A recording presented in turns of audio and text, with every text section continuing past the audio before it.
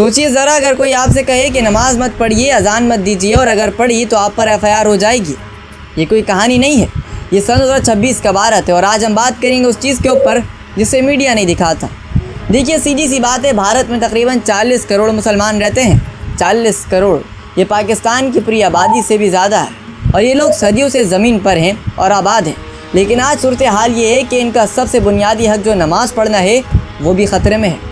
गुड़गांव का आपने नाम सुना होगा, दिल्ली के बिल्कुल करीब में एक शहर है। वहाँ मुसलमान जुमे की नमाज़ अवामी मैदान में पढ़ते हैं, बरसों से पढ़ते हैं और पढ़ते आए हैं। कोई मसला नहीं था, कोई झगड़ा नहीं था, लेकिन फिर अचानक इंतज़ामिया ने इजाज़त मनसूख कर दी 37 से 8 जगहों से, और कहा गया कि अगर वहाँ उन जगहों पर नमाज़ पढ़ी और वहाँ पर एतराज़ किया गया तो और जगहों से भी हटा दिया जाएगा। लेकिन भाई साहब, ये बात तकलीफ है।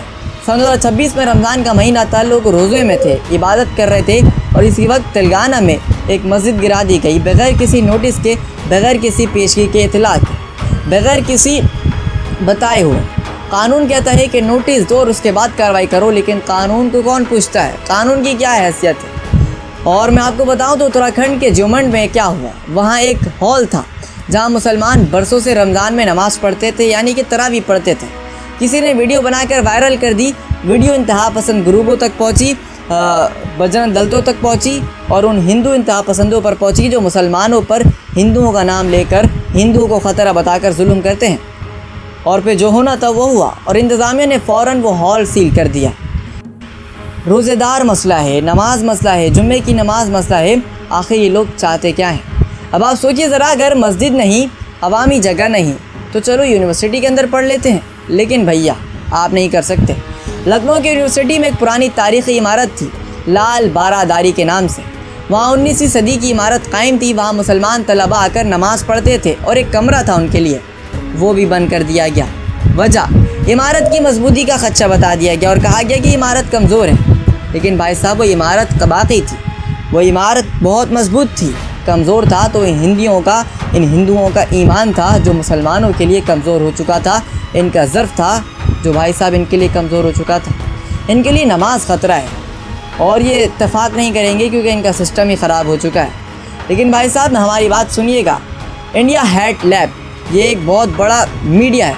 इसने एक रिपोर्ट जारी किया है कि 2026 में मुसलमानों और ईसाइयों के ख़िलाफ़ नफ़रत अंगेज़ तकारीर 1318 वाक़यात रिकॉर्ड किए गए हैं। एक साल में 1318, और ये 2023 के मुकाबले में 97% ज़्यादा है।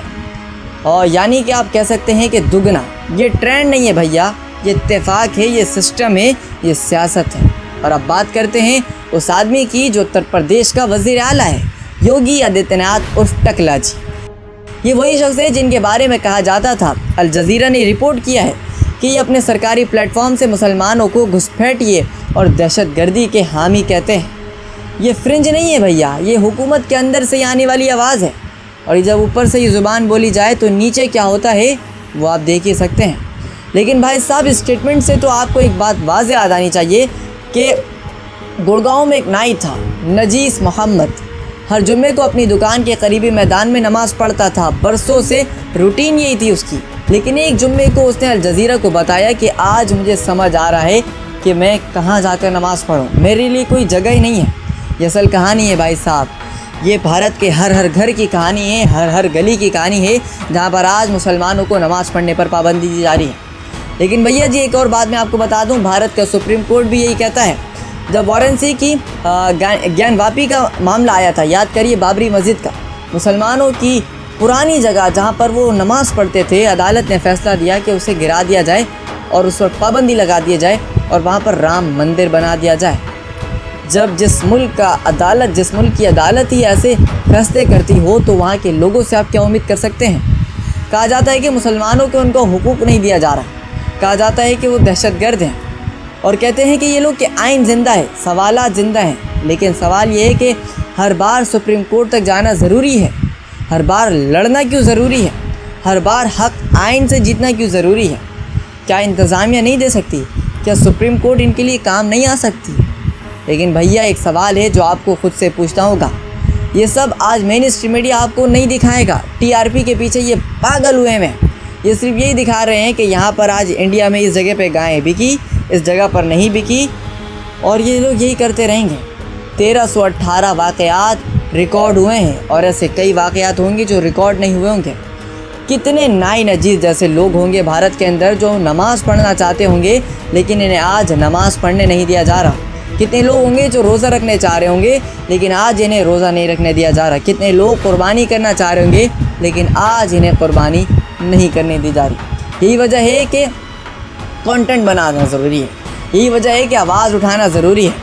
لیکن میں بھیا ایک آخری بات کرتا جاتا ہوں کہ بھارت کا آئین ہر شہری کو مذہبی آزادی دیتا ہے لیکن وہ آزادی صرف کاغذوں تک موجود ہے۔ اگر اس کا واقعی میں حقیقت سے کوئی تعلق ہوتا تو آج ہم دیکھتے کہ بھارت میں مسلمان اپنی زندگی آزادی سے گزارتے جس طریقے سے ہم پاکستان میں اپنی زندگی آزادی سے گزارتے ہیں۔ لیکن افسوس کی بات ہے ہمیں ایسا کوئی منظرنامہ بھارت کے اندر دیکھنے کو نہیں ملتا۔ قائد اعظم کے وہ الفاظ تھے کہ پاکستانی قوم مسلمان اور ہندو قوم دونوں الگ قوم ہیں۔ ان کا ایک بہت بڑا اسٹیٹمنٹ تھا دو قومی نظریے کا، اور آج ہمیں وہ حقیقت میں تبدیل ہوتا نظر آ رہا ہے۔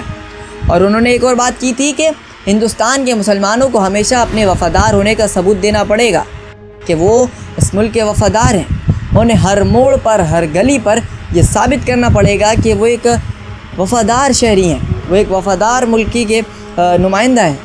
اور آج ہو رہا ہے، بھارت کی ہر گلی میں ایک بھی میڈیا رپورٹر مائک اٹھا کر اس طریقے سے چلا جاتا ہے اور پوچھنے لگتا ہے کہ بتائیے، یہ بتائیے، وہ بتائیے، اور آپ کو بتانا پڑتا ہے۔ اگر آپ نہیں بتائیں گے تو آپ دیش دروہی کہلائیں گے۔ لیکن پاکستان میں ایسی بات نہیں ہے۔ اور مزے کی بات ہے بنگال کے مسلمانوں نے ایک کام اچھا کیا ہے جسے اپریشیٹ کرنا ضروری ہے۔